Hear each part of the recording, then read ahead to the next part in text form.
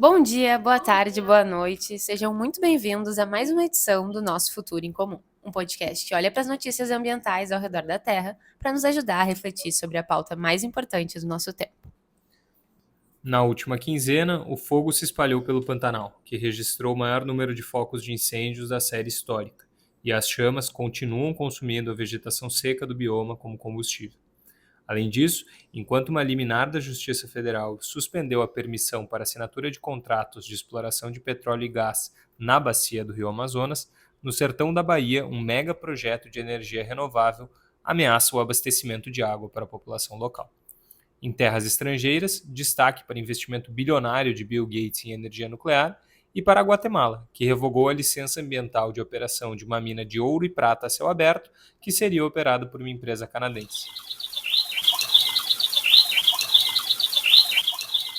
Eu sou Marina Godward, pesquisadora de Uma Vida Mais Natural e mestranda em Ciência da Sustentabilidade. E comigo está aqui o Xande, meu parceiro, que divide nosso futuro em comum comigo desde o primeiro momento, e Veridiana Della Vecchia, jornalista, professora de jornalismo da PUC do Rio Grande do Sul e doutora em Relações Internacionais com pesquisa em mudanças climáticas e meio ambiente. Então, bora começar? Vamos lá.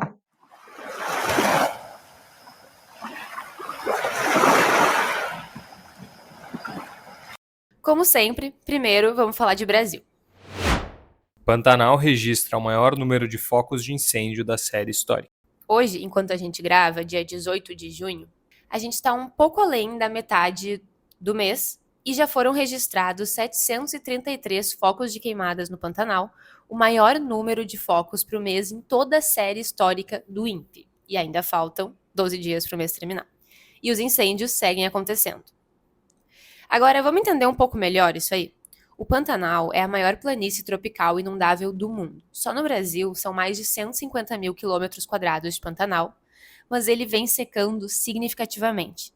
A estimativa é de que nos últimos 30 anos o Pantanal tenha perdido algo em torno de 29% da sua superfície alagada. Mas por que tantas queimadas seguem acontecendo? Bom, primeiro porque a região está passando por um período de seca, então com menos área alagada fica mais fácil dos incêndios saírem do controle e se espalharem pela região.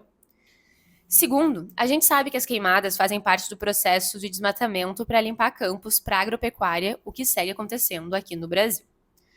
E nesse sentido, tem uma outra coisa que a gente já falou aqui algumas vezes, que é o processo de vazamento ou deslocamento do desmatamento que antes acontecia mais na Amazônia.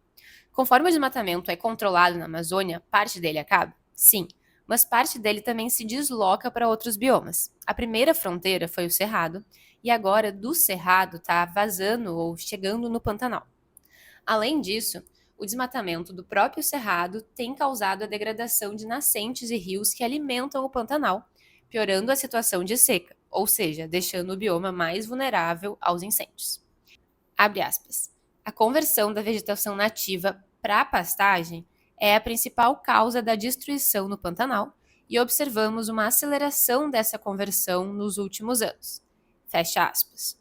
Ou seja, o que ele está dizendo é que uma das principais causas de desmatamento, de destruição do Pantanal, é a transformação, a limpeza de áreas para transformar elas em áreas de pastagem. Limpeza de áreas nativas para transformar elas em áreas de pastagem. E isso, gente, é muito frustrante, porque o Pantanal ele é uma área propícia para a criação de gado tradicional. É possível criar gado na região sem destruir a vegetação. Eu diria até mais, que é possível conciliar a criação de animais com a preservação do Pantanal. Pelo menos é isso que dizem os cientistas. Isso só não é possível quando a gente passa por cima das práticas tradicionais, que foram adaptadas ao longo dos anos para cada uma das regiões, e decide padronizar a criação de animais em todo o Brasil, em todo o mundo, repetindo sempre o mesmo passo a passo, que é remove ou queima a vegetação tradicional, planta pastagem exótica e coloca os animais para pastarem ali. Aí realmente não dá e vira todo esse enorme problema que a gente vem vendo no Brasil nas últimas décadas. Para fechar, o Brasil tem biomas muito ricos e diversos. Na parte mais famosa, na floresta, não dá para criar gado e preservar devidamente. Isso é um fato. Mas nas áreas de vegetação rasteira, como no Pampa e no Pantanal, dá para conciliar. Só que a gente está fazendo isso da maneira errada. É burro. Então, assim, o problema não é a produção em si, é a maneira como a produção está sendo feita. É, vou fazer um comentário aqui. Tem um problema também que é uma produção de escala, né? Na escala que a gente quer produzir, com Total. a quantidade de animais que a gente quer colocar em cima de uma área, não tem como produzir de maneira sustentável. Então, sim, se tu for produzir com um gado que é adaptado à região, o gado pantaneiro, né? Uhum. Ele não é tão economicamente vantajoso. E Não tem a essa é a produtividade da questão. commodity. É. Brigadista do Ibama é morto no Tocantins. Bom, e falando em incêndios, queimadas, uma das consequências também de todo esse avanço da agropecuária é a violência contra tanto funcionários públicos como quanto ambientalistas e comunidades tradicionais. Nesse aspecto, então, o ambientalista Sidney de Oliveira Silva, conhecido como Nenê, foi executado com 2 tiros na porta de casa na manhã do último sábado, dia 15, em Formoso do Araguaia, em Tocantins. Segundo o jornal O Globo, ele era contratado do Ibama para combater incêndios na região e vinha sendo ameaçado por fazendeiros e grileiros por impedir queimadas e invasões de terras indígenas situadas na Ilha do Bananal. Nenê atuava no programa do Centro Nacional de Prevenção e Combate aos Incêndios Florestais, o Preve Fogo. Ele fazia parte da equipe de brigadistas de queima prescrita do Ibama na região Nordeste, composta por 4 profissionais. A queima prescrita, gente, é aquela queima que se faz para impedir o avanço do fogo.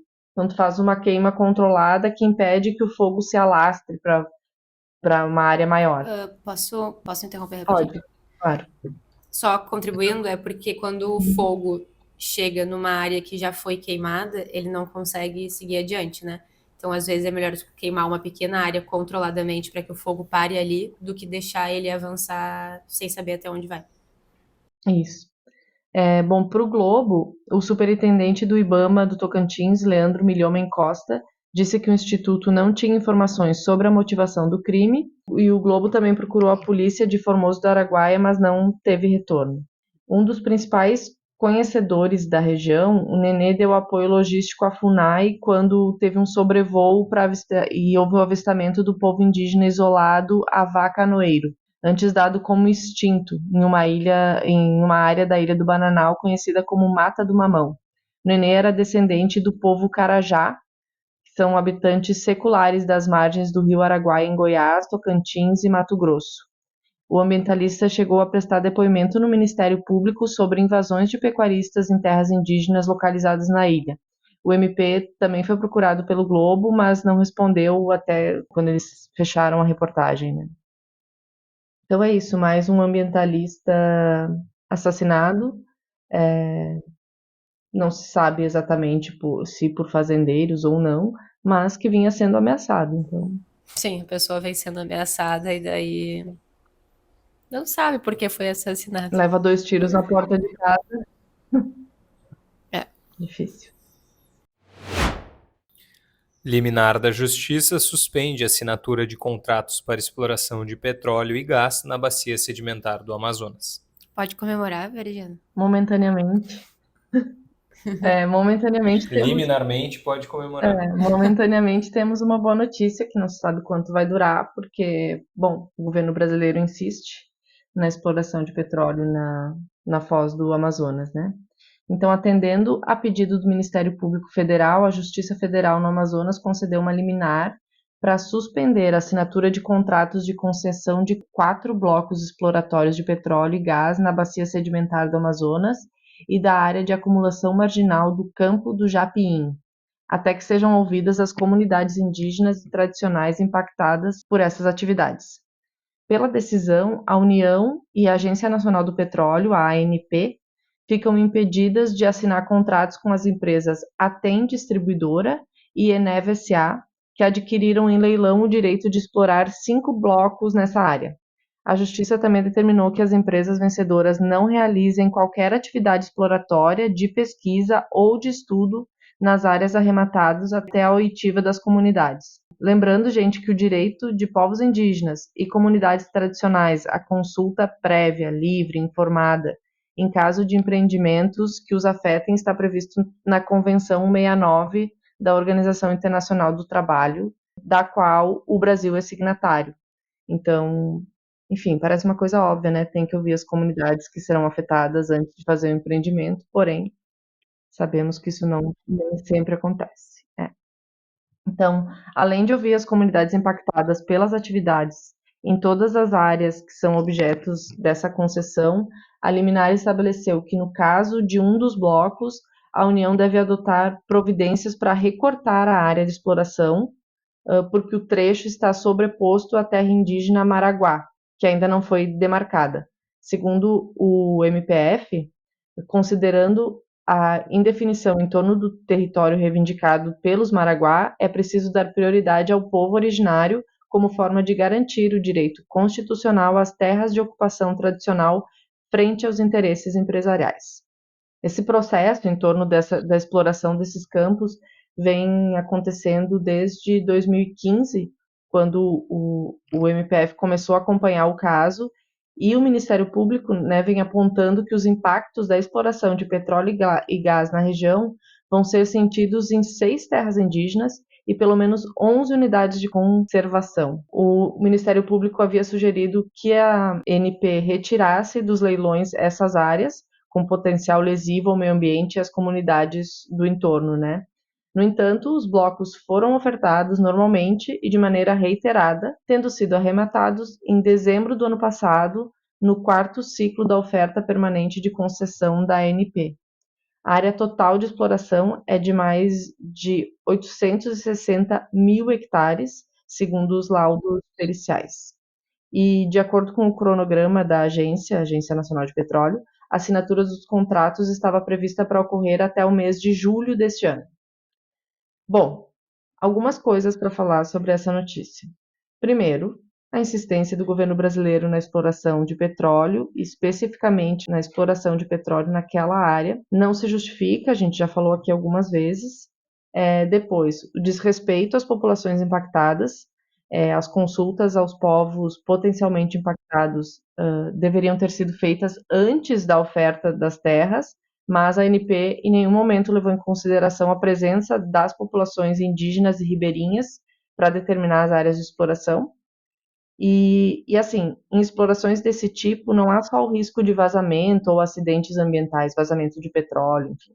Esses empreendimentos trazem efeitos sociais e especulativos que alteram toda a dinâmica da região, que aumentam as pressões sobre os territórios e facilitam ainda mais o caminho para grilagens e invasões de terra. E, por último, essas áreas são extremamente sensíveis a acidentes ambientais, com fauna e flora que são intrinsecamente relacionados aos modos de vida das comunidades que habitam ali. Então, sim, esperamos que essa liminar se estenda também e que as comunidades sejam ouvidas de verdade. Se eu puder acrescentar alguma coisa, isso me lembrou um pouco o marco temporal. O marco temporal, como havia sido proposto, tomava a data da Constituição Federal, em 88, mas daqui a pouco, se for preciso, vão instituir ou vão tentar propor um marco temporal do futuro, em que as comunidades indígenas só têm direito às terras que elas estiverem ocupando no futuro, depois que a gente já vender a terra delas e expulsar elas de lá e garantir que é impossível que elas sigam habitando uma região. E aí talvez enfim, esses interesses de exploração dos recursos naturais venham a propor o marco temporal do futuro. Vai ser uma maneira eficaz de garantir os interesses. Não é de se duvidar. Eu queria contribuir também no que a Veridiana falou, que os empreendimentos trazem efeitos sociais e especulativos, né? Que alteram toda a dinâmica da região. Que eu acho importante a gente lembrar disso, porque muitas vezes existe um argumento de que a exploração se dá só no alto mar, então não vai ter nenhum impacto na região costeira ou na terra. Só que a gente sabe que isso não é verdade, porque é necessário instalar uma série de infraestruturas enormes, pesadas, na parte costeira, mesmo que a exploração em si não seja ali na costa, né, na parte terrestre. E a gente sabe também que tem um deslocamento de equipe, de pessoal, as empresas vão se instalar ali, eles precisam de base, enfim. Então, esse argumento de que é só no alto mar e de que não vai tocar na terra é balela, isso não cola. E é importante a gente não esquecer disso, né? Que vai impactar, sim, as terras indígenas, no caso, né? Porque mesmo na água também já impactaria elas, né? Porque eles têm o seu modo de vida associado com todo o ecossistema. Mas, para além disso, tem impactos mais diretos terrestres. No caso, eles sabem que tem a sua vida toda conectada ao ecossistema e a gente faz de conta que não tem porque a gente é burro. A gente faz de conta e tá pra colocar em caixinha. Até que tem um evento extremo e a gente lembra, opa, a gente também tá no ecossistema. Mega projeto de energia renovável ameaça abastecimento de água no sertão da Bahia. Bom, uma reportagem da Paula Bianchi para o portal Repórter Brasil mostra como as nascentes de uma área do semiárido baiano estão sendo ameaçadas por um megaprojeto de energia renovável. Uma observação aqui, a gente usa comumente energia renovável. A gente não tem mais usado energia limpa, porque de limpa a gente meio que já sabe que não é limpa. Porém, não é nem mesmo renovável. Na verdade, os empreendimentos não são renováveis, né? Porque eles têm todo um custo. A torre eólica, as placas solares, elas não são renováveis. O que é renovável é a luz do sol ou o vento. A fonte de energia. Os empreendimentos não são. A fonte é renovável, mas os empreendimentos têm impacto social e ambiental. Então a gente usa às vezes sem uma noção, né? Mas enfim, usando energia renovável aqui só para a gente entender do que a gente está falando. Então essa reportagem conta sobre um projeto que prevê instalar 405 torres de energia eólica com altura de um prédio de 43 andares, o que dá, para ter uma ideia, né, o que dá a altura de 3 estátuas do Cristo Redentor empilhadas uma sobre a outra. Cada uma dessas 405 torres tem essa altura. Além de 476 mil placas de energia solar distribuídas por Jaguariri e pelo município vizinho de Campo Formoso. A estrutura terá capacidade de 3,43 gigawatts, um quarto do que produz Itaipu, que é a maior hidrelétrica do país. O início da operação está programado para 2027 e o investimento previsto é de 10 bilhões de reais. Bom, em vista desse mega empreendimento, o movimento Salve as Serras encaminhou em janeiro do ano passado uma denúncia formal contra o projeto ao Ministério Público do Estado da Bahia.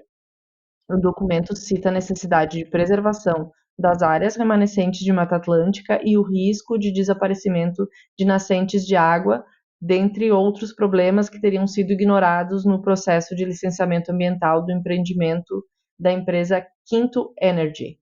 O local é conhecido como a Caixa d'Água do Sertão e ali ficam ao menos 63 nascentes que abastecem cidades a até 100 quilômetros de distância.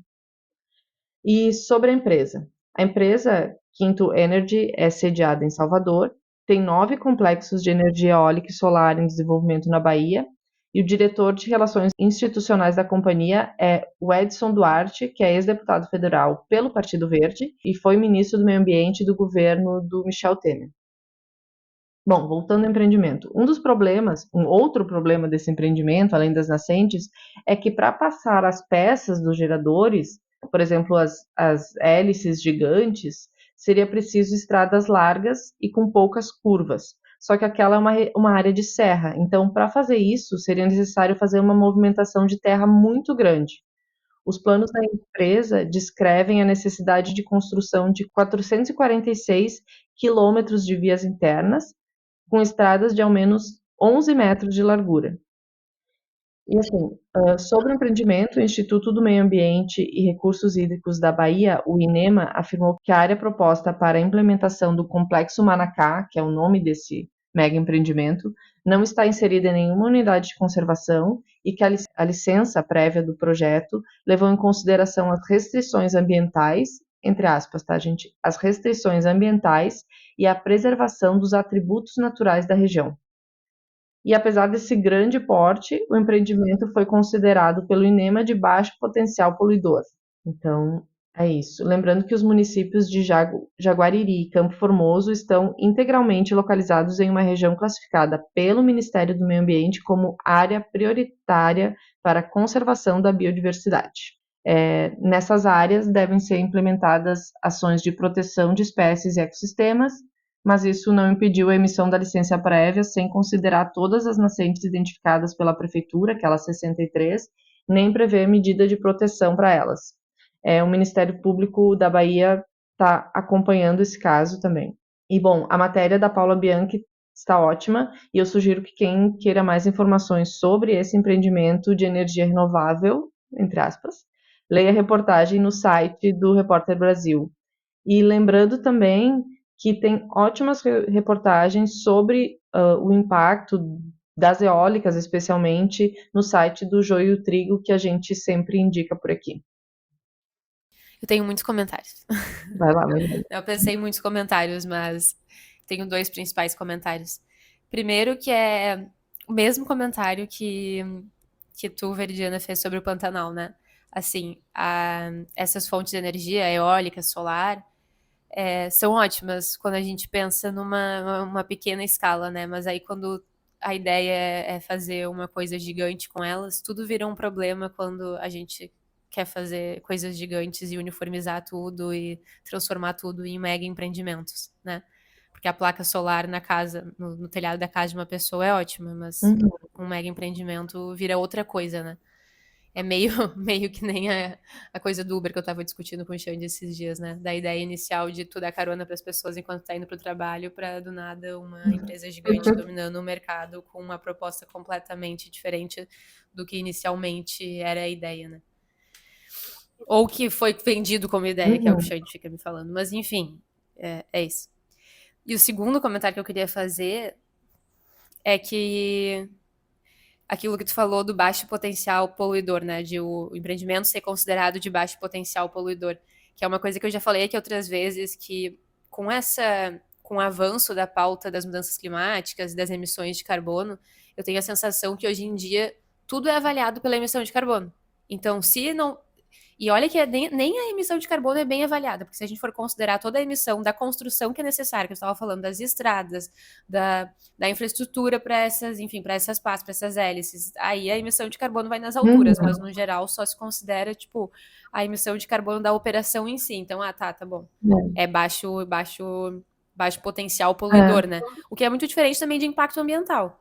Potencial poluidor é uma coisa, o impacto ambiental é outra. E aí a gente fica só focado na emissão de carbono, uma conta não é bem feita, e chega em situações como essa, que um projeto desses com um enorme impacto ambiental é considerado algo sustentável. Quanto tempo seria necessário para compensar, já que estamos falando de carbono, para compensar toda a produção, toda a construção de estradas, toda a produção das hélices, né? Toda a construção da infraestrutura para esse projeto? Quanto tempo essas eólicas deveriam funcionar para compensar tudo isso? Não sei. Pra mim, é uma das coisas mais frustrantes assim do mundo hoje em dia, que a gente só consegue pensar em megaprojetos. Coisa incrível, não dá pra descentralizar um pouquinho, não? Pensar em projetos menores, locais, assim, fortalecer as comunidades? Não dá. Só megaprojeto. E aí, nesse sentido, tem um último comentário, que é que numa das minhas últimas aulas no mestrado, a gente assistiu um mini documentário bem interessante sobre o impacto de um desses mega empreendimentos aí numa região, no Alagoas, numa comunidade, acho que era no Alagoas. Vou pedir para o Xande deixar na descrição do episódio o link para esse documentário, porque é bem legal. Para quem tiver interesse no assunto, assim, é super bem feito e é muito interessante. Agora uma notícia aqui do Brasa que está deixando os estrangeiros de cabelo em pé. O preço da laranja dispara e faz fabricantes internacionais trocarem o suco de laranja pelo suco de tangerina ou, permitam-me, bergamota. Agora a gente está entrando nas notícias um pouco mais simples e específicas. Mas por que essa é uma notícia nossa? Porque o Brasil é responsável por nada menos do que 75% do comércio mundial de laranja. Ou seja, 3 em cada 4 copos de suco de laranja consumidos ao redor do mundo foram feitos com laranjas cultivadas aqui, em terras brasileiras. Acontece que o Brasil teve, em 2023, a pior colheita de laranja em 36 anos, ou seja, desde 1988. E o motivo? Principalmente as mudanças climáticas.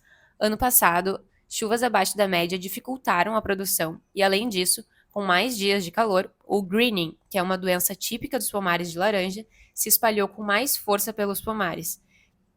Eu acho muito engraçado porque Para quem não sabe, enfim, isso é o que eu estudo no mestrado, né? O impacto das mudanças climáticas na agricultura. E é muito engraçado como... engraçado e triste como as notícias vão dando check, assim, em tudo que a ciência fala, né? Então, assim, impacto das mudanças climáticas na agricultura, seca, dificuldade de produção, aumento da ocorrência de doenças. Então, todas as notícias que a gente vê hoje em dia, assim, vão dando check em tudo que a ciência já falou, já avisou. É uma tristeza. Frustrante, né? Muito, muito. E porque os artigos que eu leio não são novos, não, gente. São antigos, tá? Tem artigo que é, assim, às vezes dos anos 2000, 2003, 2004. Então, o pessoal tá falando isso já há um bom tempo. Dava pra ter tentado fazer algumas coisas aí no meio do caminho. Enfim, o preço da caixa de 40 quilos chegou a R$ 100, que é o maior valor já registrado na história do Brasil, e por isso fez com que os fabricantes internacionais ficassem assustados com esse preço e decidissem investir talvez aí em outra fruta, começando a produzir mais suco de tangerina ou, como o Jane disse, bergamota. Para variar o teor das notícias aqui do Brasil, vamos encerrar esse trecho do noticiário nacional com uma novidade do mundo corporativo. Já que temos falado tanto da silvicultura, aí vai. Suzano, maior fabricante de celulose do mundo, paga 1,3 bilhão de reais para entrar no setor têxtil. Bom, como nosso foco aqui não são as notícias do mundo corporativo, eu vou tentar explicar essa mais resumidamente. Com esse valor, 1,3 bilhão, a Suzano comprou 15% da Lenzing, uma empresa de origem austríaca reconhecida pelas suas práticas sustentáveis e especializada na produção de fibras têxteis feitas a partir da celulose, como o liocel, o modal e a viscose. Com o avanço da pauta da sustentabilidade entre os consumidores, essas fibras vêm ganhando bastante espaço no mercado por serem de origem natural e biodegradáveis, tanto que algumas das marcas de moda que estão mais bombando atualmente usam essas fibras e têm essas fibras como um atributo da sua produção.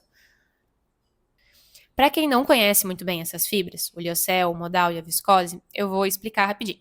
As fibras mais antigas que a gente tem são as naturais, como o linho, o algodão e a lã, que podem ser feitos manualmente, a partir do processo de extração dos materiais da natureza. Então vai lá, colhe o algodão, faz a fibra de algodão e, enfim, produz a roupa. Por isso, essas foram as primeiras a serem usadas no mundo. Pela metade do século XX, mais ou menos, com a exploração do petróleo e a necessidade da indústria de criar um mercado para tanto subproduto da produção, surgiram as fibras sintéticas, como o nylon e o poliéster, que são basicamente plástico, né? E por último, mais recentemente, a gente tem o surgimento dessas fibras, como o liocel, o modal e a viscose, que são consideradas fibras seminaturais, porque elas são de origem natural, mas a produção não pode ser feita manualmente, como é feito com o algodão e a lã, por exemplo. Bom, voltando para a Suzano, eles já tinham uma parceria com a Lenzing antes dessa compra. A Suzano extrai a polpa da celulose de madeira e vende essa polpa para as indústrias que transformam ela em outros produtos, né? Como papel e essas fibras têxteis. Então, eles já vendiam a polpa para a Lenzing. E eu acho essa compra bem significativa, porque é como se eles estivessem indo um passo além no processo produtivo deles e, assim, se colocando na frente de uma tendência bem significativa no mercado, né? E eles ainda ficaram com o direito de uma opção de compra de mais de 15% da empresa até 2028, ou seja, eles podem vir a ter 30% da empresa, o que é muito. E aí, dois comentários um pouco opostos. Primeiro, é sempre legal a gente ver uma empresa brasileira ocupando um papel tão significativo no mundo, né? Assim, então, de certa forma, isso me deixa um pouco feliz. Mas, ao mesmo tempo, a gente já vem falando sobre o impacto da silvicultura, o avanço das monoculturas florestais, e se a gente começar a olhar para esse tipo de fibra como uma opção super sustentável da moda e achar que isso vai resolver os problemas da moda, a gente está, enfim, entrando em mais um buraco e mais uma ilusão do mercado, né? Porque a gente, enfim, já falou várias vezes sobre o impacto da silvicultura, então não adianta. Eu confesso que essa notícia me dá arrepio, porque pensar que a Suzano pode aumentar as áreas de plantação de eucalipto na Amazônia, como acontece, ou qualquer outro lugar do Brasil, realmente existem vários conflitos de terra envolvendo a Suzano, então, não sei, pensar em aumentar mais essa capacidade de produção da Suzano. Eu não, ainda que seja por uma boa causa, enfim, se ela dissesse, nós vamos transformar parte da nossa plantação de eucalipto para a produção, mas não é isso, né, gente? Então, não, não me convence muito, não. É.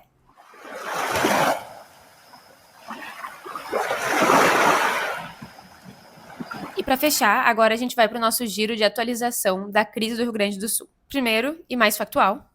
No último final de semana, voltou a chover forte no Rio Grande do Sul.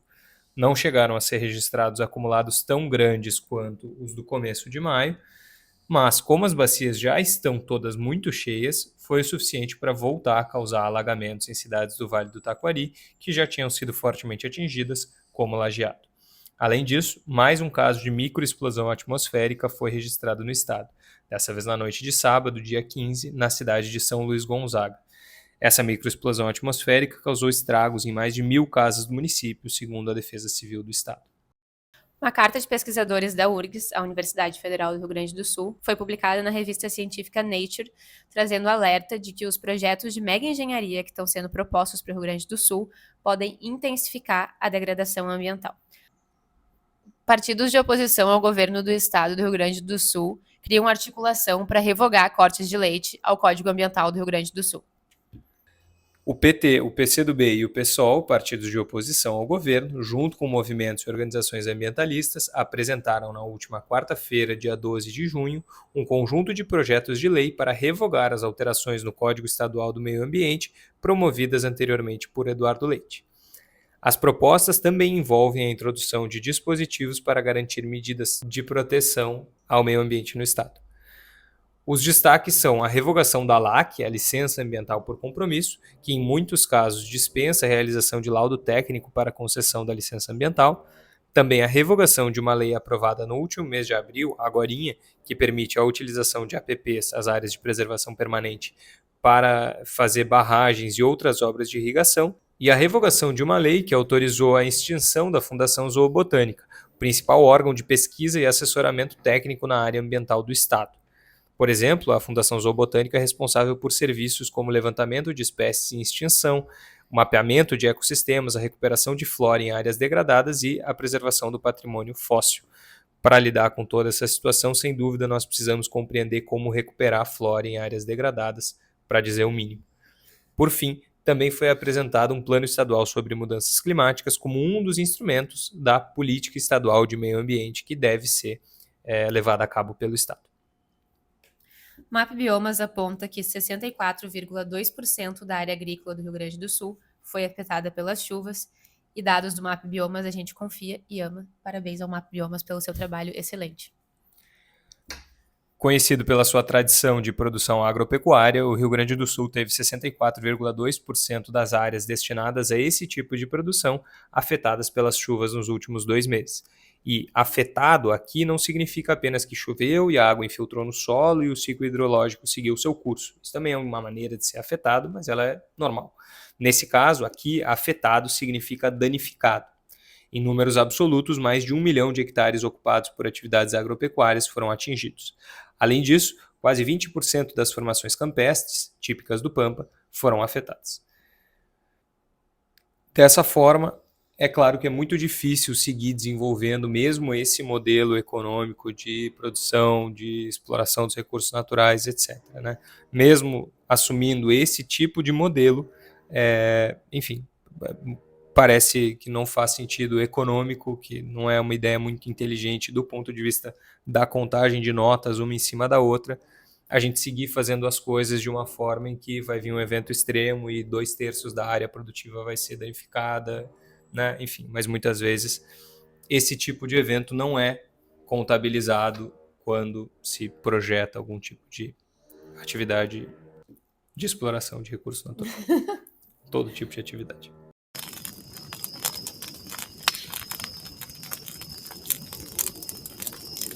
E antes de seguir adiante, um pedido da nossa equipe. Se vocês são ouvintes do nosso Futuro em Comum ou estão ouvindo esse episódio pela primeira vez e gostam do nosso trabalho, por favor, se inscrevam no podcast, compartilhem com seus amigos, familiares os episódios. E também, se quiserem, nos sigam no Instagram, manda mensagem, conversa com a gente pra gente fazer com que esse podcast seja cada vez mais colaborativo e presente na vida de cada um. @nosso Futuro em Comum.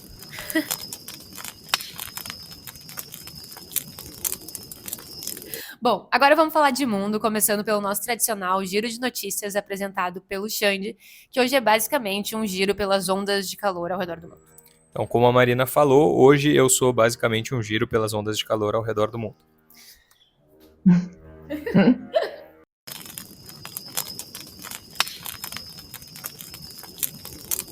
Atenas, na Grécia, passou pela onda de calor mais precoce do ano já registrado, ou seja, nunca antes uma onda de calor veio tão cedo no ano, antes mesmo de o verão chegar. Em Atenas, então, foram registradas temperaturas de até 43 graus. E aí é aquela história que a gente sempre fala. Com a onda de calor, as escolas fecharam mais cedo, a Acrópolis também foi fechada do meio-dia às 5 da tarde para evitar que as pessoas se expusessem ao sol durante esse calor escaldante. Enfim, uma série de custos sociais são impostos à população, à sociedade, a partir do evento extremo que é a onda de calor. Agora mais uma onda de calor, mas uma notícia curiosa para nós brasileiros. Em maio, a Finlândia registrou seu recorde de maior quantidade de dias com onda de calor em um mês, sendo que foram 16 dias no mês de maio. Agora, o que é mais curioso é que, segundo o Instituto de Meteorologia finlandês, uma onda de calor no país acontece quando as temperaturas chegam a e superam 25 graus Celsius. Que calorão! Mas, gente, a gente brinca aqui com a onda de calor de 25 graus, mas a gente tem que lembrar que isso, dentro do ecossistema finlandês, isso realmente é um problema. A gente brinca, mas é só uma brincadeira, só para deixar claro. Claro. É uma brincadeira irresponsável deste que vos fala. É isso. Além disso, semana passada já havíamos mencionado as ondas de calor na Índia. No país asiático, as temperaturas chegaram a 50 graus. Mas o que a gente acabou não falando foi que nesse período estavam acontecendo as eleições indianas, que são, enfim, as maiores eleições democráticas do mundo, né? A Índia é reconhecida como a maior democracia do mundo. Nesse contexto, foram registradas 77 mortes de pessoas que estavam trabalhando nas eleições ou que estavam apenas fazendo fila para votar. O mundo é uma loucura, né? É o dobro da temperatura da onda de calor num lugar para o outro. Na Finlândia, 25 graus é uma onda de calor, e na Índia, 50 graus. É impressionante como o mundo é realmente vasto e diferente. A onda de calor também chegou à Arábia Saudita, onde pelo menos 14 cidadãos jordaneses morreram devido ao calor intenso durante peregrinação à Meca. Nesse ano, estima-se que a peregrinação à Meca vai reunir mais de 1,8 milhão de fiéis e as temperaturas já chegaram à marca de 46 graus Celsius. No sudoeste dos Estados Unidos, uma onda de calor atingiu os estados do Texas, Arizona, Nevada e Califórnia antes mesmo de o verão começar. Pelo menos 35 pessoas passaram mal devido à exaustão causada pelo calor em comícios de campanha do candidato Donald Trump, comícios nos quais ele declarou apoio e muito apoio às empresas de combustível fóssil, o que já é, enfim, parte do programa, né, que ele desenvolveu quando foi presidente dos Estados Unidos. Em um comício em Las Vegas, 24 pessoas precisaram de atendimento médico e em Phoenix, onde as temperaturas chegaram a 45 graus, 11 pessoas precisaram ser hospitalizadas também por causa do calor. Enfim, a hipocrisia. Ainda falando em Estados Unidos, o calor excessivo não é o único evento extremo que está acontecendo no país. A Califórnia enfrenta, desde o último sábado, dia 15, um incêndio florestal que já queimou 5.000 hectares e forçou a retirada de mais de 1.000 pessoas de um parque estadual.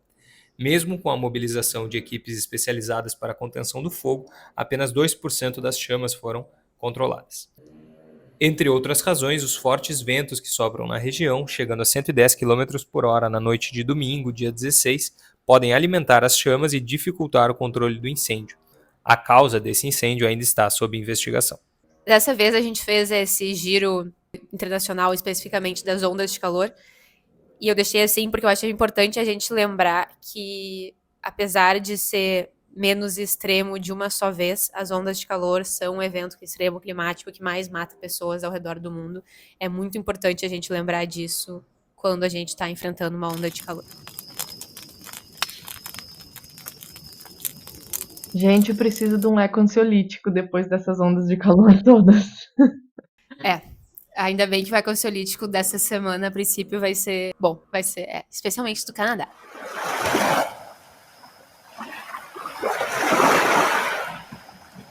Olá, aqui é a Vivi Noda e esse é mais um quadro Eco Ansiolítico. E hoje eu tô falando diretamente do Canadá, porque eu vim trazer também para vocês notícias gringas de iniciativas regenerativas que tem aqui. E aproveitando nossos últimos episódios, que a gente falou sobre como as cidades podem fazer para se adaptar e para melhorar seu solo, sabendo que vamos enfrentar cada vez mais crise climática daqui para frente, eu vou contar para vocês sobre como funciona o sistema de produção local orgânica e de consumo de alimentos orgânicos por aqui. Então aqui existe um incentivo público do governo que separa terrenos na cidade, cada vez mais terrenos, não importa se são terrenos que valem dinheiro e poderiam ter prédios que custam muito caro, ou se é na periferia.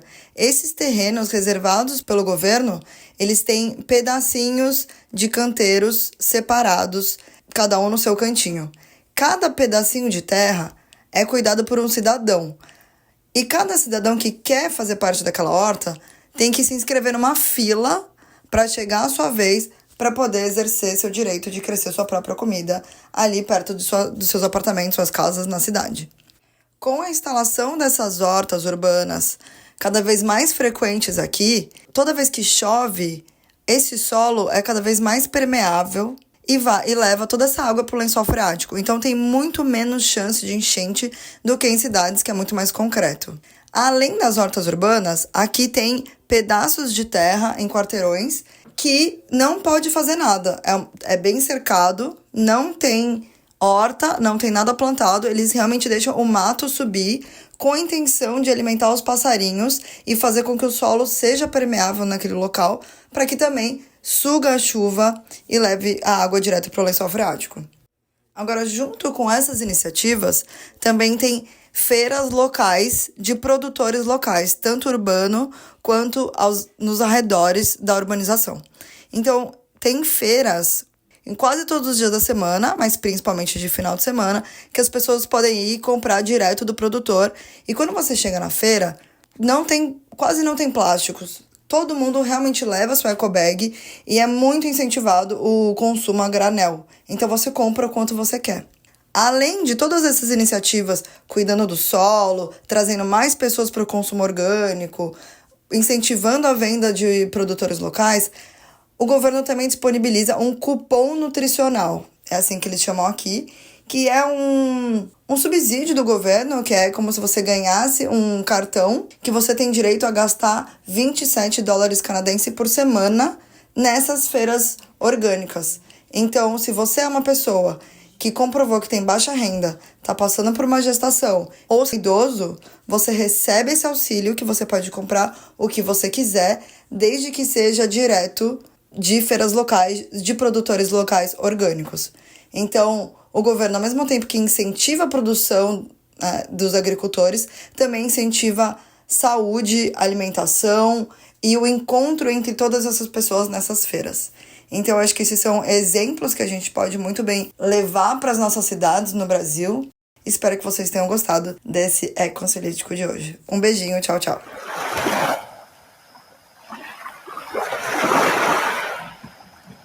Bill Gates coloca $1 bilhão em projeto de energia nuclear em Wyoming. Na última terça-feira, dia 11 de junho, se iniciou a construção de um reator nuclear que promete ser menor e mais barato que os convencionais. Esse projeto é da TerraPower, uma empresa iniciante que foi fundada por ninguém menos do que ele, o vovô Gates, o sétimo ou sexto, depende das estatísticas, homem mais rico do mundo, que disse que ele não está investindo na TerraPower para ganhar dinheiro. Ele está investindo porque ele se preocupa com o clima e que ele pretende investir mais muitos bilhões nela. A energia nuclear é vista como uma energia sustentável porque aquilo que a gente já falou ao longo desse episódio, né, gente? O critério da sustentabilidade é complicado. Mas então, ela é vista como uma energia sustentável porque, apesar de ter o resíduo nuclear, ela não gera gases de efeito estufa. Mas então, por que a gente não resolve o problema do mundo com a energia nuclear? Bom, além dos famosos interesses das empresas de combustível fóssil, um outro grande problema é que a infraestrutura necessária para produzir esse tipo de energia é muito cara, ou seja, é pouquíssimo acessível. O objetivo da Terra Power é superar esse problema, colocando no mercado reatores menores e com um modo de operação mais econômico. E é importante ressaltar que esse não é um movimento único dessa empresa. A aposta na energia nuclear para o futuro é forte em todos os Estados Unidos e várias startups estão disputando a construção desses reatores menores, já que o governo Biden está oferecendo incentivos fiscais bem significativos para esses projetos. Porém, sempre tem um porém, né? Esse reator que está sendo construído pela Terra Power não deve ficar pronto até 2030, pelo menos, e a Comissão Reguladora Nuclear dos Estados Unidos ainda não aprovou o projeto, ou seja, não há garantias de que ele vai poder ser usado quando estiver pronto. Se tratando do Bill Gates, eu acho muito difícil que até lá não tenham aprovado, mas se essa barreira for contornada, a ideia é que esse seja um modelo para substituir usinas movidas a carvão em todo o mundo. Se é possível, eu não sei. A gente só está repercutindo aqui o que a Terra Power e o Bill Gates estão propondo. Substituir as usinas de carvão em todo o mundo. Veridiana, comentários? Essa usina, então, que é uma usina de nova geração, nova tecnologia, a ideia é que ela não seja resfriada com água, e isso, em princípio, faria dela mais segura. Mas, além dessa questão de que as usinas seriam sustentáveis porque não tem emissão de carbono, bom, a gente tem a parte da construção, né? Como a gente falou das eólicas, isso tem emissão de carbono, mas para mim, a minha grande preocupação em relação à usina nuclear, e quando se fala de usina nuclear que é sustentável, é em relação ao risco, que ninguém me convence de que não tem risco. Fukushima não tinha risco, era super segura e aconteceu o que aconteceu, né? Mas enfim, ninguém conseguiu me convencer disso ainda. E outra em relação ao lixo nuclear. A gente está colocando nas costas de muitas gerações futuras como lidar com o lixo nuclear. E eu acho isso muito problemático. E outra coisa, é claro, a gente precisa das usinas nucleares, porque senão não vai ter energia, porque, enfim. Mas a gente, de novo, está pensando nesse mesmo modelo que a gente vive, de uma necessidade infinita, praticamente, de aumento de energia, aumento de consumo de energia. Isso a gente precisa repensar, né? A gente já falou disso aqui, esse nosso modelo de crescimento infinito nunca vai ter energia suficiente, nunca vai ter recurso suficiente. Eu tenho uma ideia. E se a gente usar menos energia? Bah. Olha aí. Aí tem outra questão nisso que é o urânio, né? Em princípio, em princípio tem a exploração de urânio para combustível para essas usinas, e agora um dos problemas dessa usina específica é que ela precisa do combustível do urânio da Rússia. O que o próprio Bill Gates disse que nesse momento é inviável. Nesse momento, meu projeto é inviável, mas né, em 2030 eu vou dar um jeito. A gente Exato. primeiro, a gente dá um jeito de alterar o regime político lá na Rússia, que a gente mexe uns pauzinhos, dá um jeito lá, e depois a gente segue com o projeto. Isso aí. Só para comentar ainda no tema da energia, mas que vai na direção do G7, né? Nós somos 8 bilhões de pessoas também, e a demanda energética no mundo não é igual para essas 8 bilhões de pessoas, né? Então a gente tem algumas porções de pessoas que acabam demandando uma quantidade de energia muito maior do que outras, e essas pessoas que demandam mais energia são, de um modo geral, as pessoas mais ricas, a grande maioria da população, enfim, não tem esse consumo energético todo, mas arca com os custos sociais da produção dessa energia. A grande maioria da população não tem nada a ver com isso, basicamente. Especialistas e ativistas denunciam um G7 inútil na questão climática. Bom, especialistas e ativistas protestaram na sexta-feira passada, dia 14, contra o G7, dizendo que o grupo não fez avanços significativos na área climática durante a cúpula que aconteceu na Itália, e que eles só reiteraram compromissos anteriores, que são compromissos fracos. Os chefes de Estado e de governo reafirmaram um compromisso assumido por seus ministros de meio ambiente em abril, de eliminar progressivamente até 2035 as usinas elétricas movidas a carvão sem sistemas de captura de carbono, ou seja, as com captura de carbono não precisam ser eliminadas, e que seria um passo importante para acabar com o uso de combustíveis fósseis. Juntos, os países do G7 representam 38% da economia mundial e são responsáveis por 21% das emissões de gases de efeito estufa, segundo dados de 2021 do Instituto de Análises do Clima. O G7 também responde por quase 30% da produção de combustíveis fósseis. E aí, só para complementar, vocês, enfim, me ajudem com a matemática, vocês duas, e a audiência, se for o caso de eu tiver cometido um engano, mas eu fui somar a população dos países do G7 somada, totaliza 770 milhões de pessoas, aproximadamente, tá? Assim, né? Eu fui pegando pelos milhões, então eu não contei as casas dos milhares, aí é uma aproximação. 770 milhões de pessoas. Nós somos no mundo 8 bi, né? Eu fiz uma matemática, uma regra de 3 grosseira, que pode estar errado, mas na minha regra de 3, deu 0,1%. Se eu tiver errado por uma casa, pode ser que seja 1%.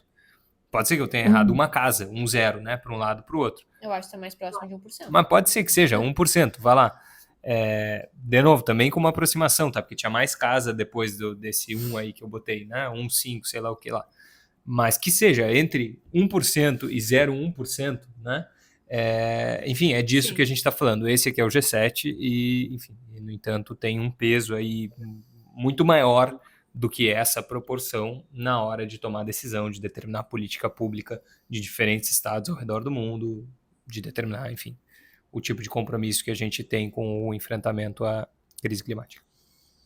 E ainda assim, se a gente pensar mesmo dentro do G7, internamente aos países, existe uma divisão muito grande. Se a gente olha a situação dos Estados Unidos agora, por exemplo, desculpa.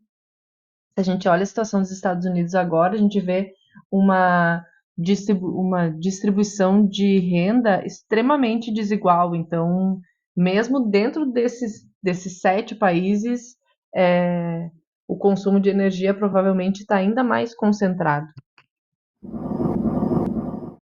Países da União Europeia aprovam leis sobre restauração de ecossistemas.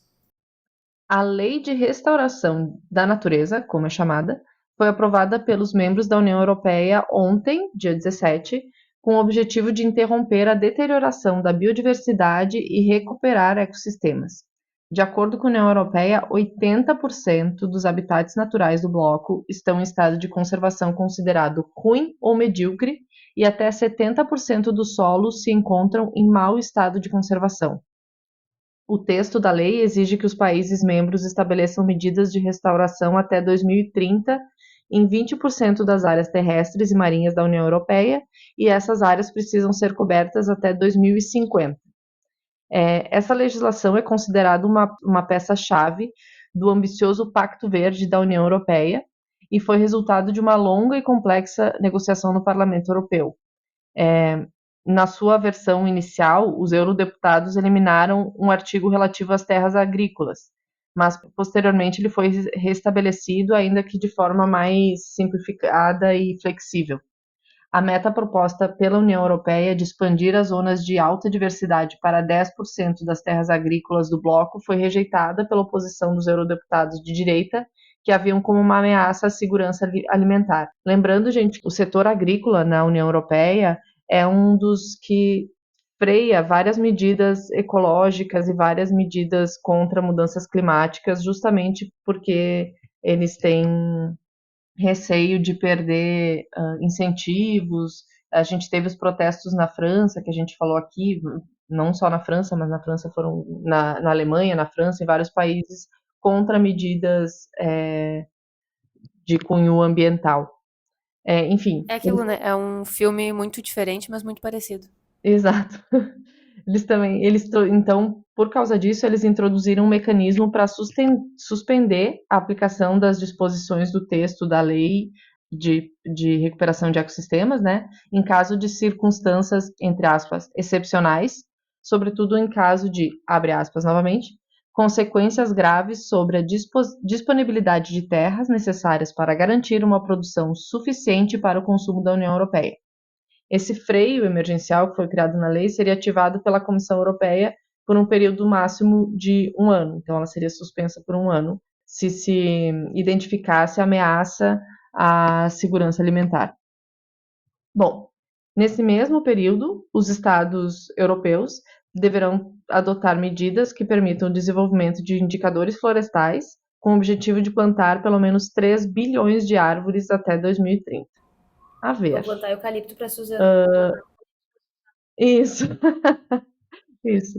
Ou só lembrando, gente, que o Pacto Verde Europeu, ou European Green Deal, é um conjunto de políticas e estratégias que foi articulado pela Comissão Europeia em 2019, com o objetivo de enfrentar a emergência climática. Esse acordo traz aquela ideia, que é difícil de implementar, né, de gerar emprego, dar impulso à inovação, conciliando economia com natureza, tudo isso dentro do capitalismo. Então, boa sorte. Dentro dos estreitos limites do capitalismo. Eu acho só importante comentar nessa notícia que a gente teve a eleição do Parlamento Europeu, né?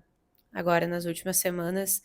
E um resultado importante da gente repercutir aqui foi uma diminuição dos verdes, que perderam espaço para direita e extrema-direita. Então, tudo que eles puderem aprovar agora, antes dessa mudança, seria ainda mais significativo. Porque depois só Deus sabe. Guatemala revoga a licença ambiental de mina canadense. O governo da Guatemala revogou na sexta-feira, dia 14, devido a anomalias, entre aspas, que foi o governo da Guatemala que disse que eram anomalias, a licença ambiental de operação de uma mina a céu aberto de uma empresa canadense perto da fronteira com El Salvador.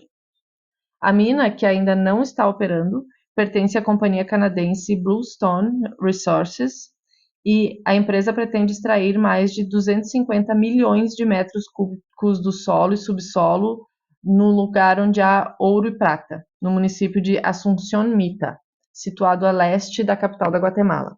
A licença para operar a mina foi emitida em 9 de janeiro, 5 dias antes do fim do mandato do presidente direitista Alejandro Giammattei, e a autorização permitia a mudança da mineração subterrânea para o procedimento a céu aberto.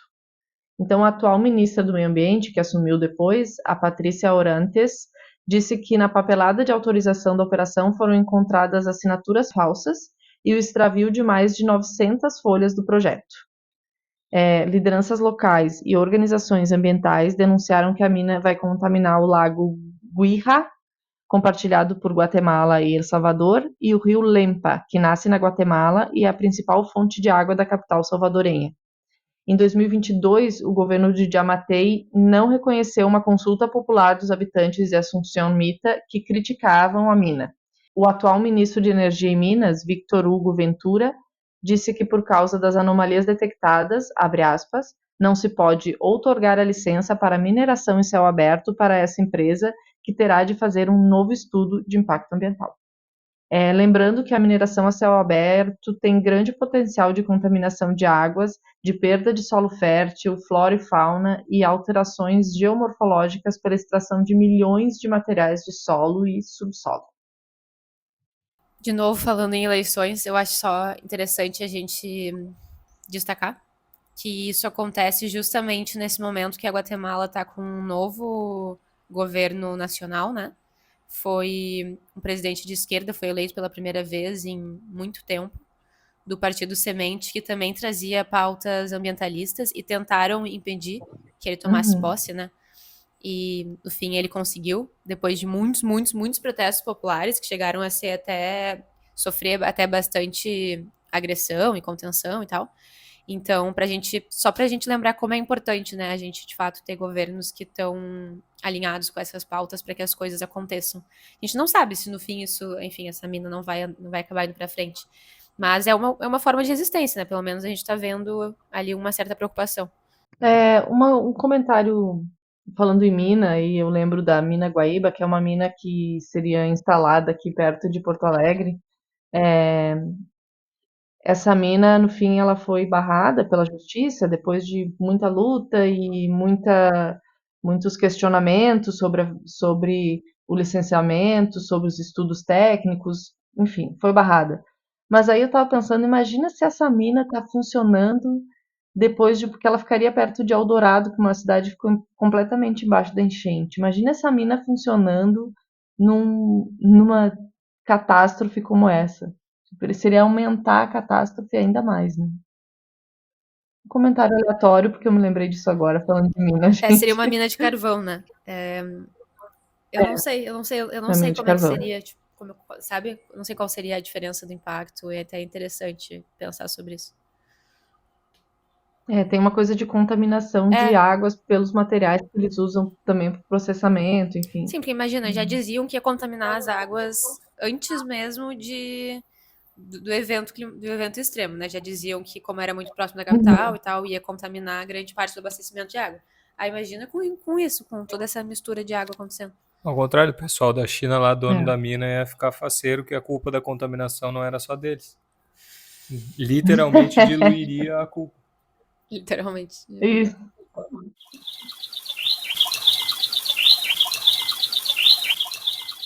Bom, pessoal, agora para quem chegou até aqui, eu gostaria de compartilhar uma boa notícia, quer dizer, notícia mesmo só para mim e para Marina, não é uma notícia que nem as outras que a gente abordou até agora. Bom, no final de semana eu e a Marina fomos à praia com um casal de amigos nossos e, enfim, tudo ótimo, estávamos lá, passamos o dia na praia, super legal, dia bonito, entramos no mar, jogamos vôlei, enfim, essas coisas boas. E aí, um tempo depois, nós estávamos já sentados, conversando, e eu estava falando, olhei para minha mão, me dei conta de que eu estava sem aliança. E, enfim, eu provavelmente tinha saído de casa de aliança, eu normalmente uso aliança. Enfim, os nossos amigos que estavam juntos também falaram, não, eu lembro, eu te vi, estava com aliança sim e tal.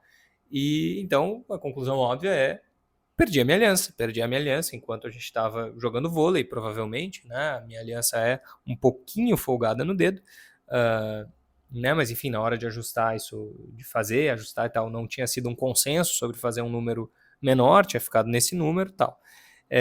Então, parecia muito claro que tinha caído provavelmente enquanto jogávamos vôlei, ou então no mar, talvez, né? E aí, bom, estávamos na beira da praia, meio impossível encontrar uma porcaria de uma aliança, né? A Marina e um desses meus amigos ainda saíram, foram procurar na areia e tal, e eu fui junto um pouquinho, mas assim, sem nenhuma esperança. Eu logo desisti, porque realmente não tinha nenhuma esperança. Depois de um tempo, a Marina e esse meu amigo também, enfim, desistiram. E aí a Marina teve mais um ímpeto, foi procurar mais uma vez, na areia, na beira do mar, onde a gente estava jogando vôlei antes. E tá, eu vi a Marina lá sozinha procurando o negócio, eu mesmo sem nenhuma expectativa de nada, eu fui lá basicamente para buscar a Marina, do tipo, né? Não deu, enfim, aconteceu, que pena, vamos ver o que a gente faz e quando fizer uma nova, vou ter que fazer com um número menor, né? E nisso que eu tava ali, meio junto com a Marina, na beira do mar e tal, olhando pro chão, eu sinto com o dedão do pé, eu olho para baixo, não sei exatamente muito bem como é que aconteceu, mas estava ali a aliança enterrada na areia de fato.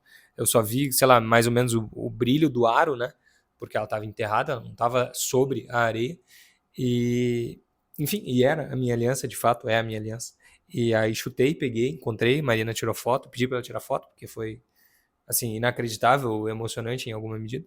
E aí foi show. E aí eu tô com a aliança agora enquanto falo, então essa é a boa notícia. Obrigado para quem escutou até aqui. Só queria compartilhar essa felicidade.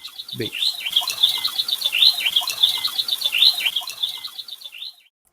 Então é isso, gente. Muito obrigada a todos que nos ouviram até aqui. Se vocês gostaram desse episódio, por favor, compartilhem ele com os amigos de vocês ou nas suas redes sociais. Nada nos ajuda mais do que o famoso boca a boca, mesmo que na versão online. E vocês podem ter observado, se não observaram, devem observar, entrem lá na nossa página no Instagram, @Nosso Futuro em Comum, nós estamos começando a fazer publicações por lá e gostaríamos muito de ativar essa página, estamos tentando fazer a nossa parte e, na medida do interesse de vocês, contamos que vocês nos sigam, que vocês comentem, que vocês se engajem, que vocês mandem críticas, sugestões, falem que a gente é bobalhão, enfim, o que vocês quiserem fazer, tá bem? Bom, e agora é isso. Se alguém quiser acompanhar o meu trabalho como criadora de conteúdo, também pode buscar por @MarinaGodor no Instagram, YouTube e TikTok. E vamos seguir acompanhando o que acontece no nosso mundo, porque o que acontece na Terra é o que acontece com a gente. Um beijo e até a próxima!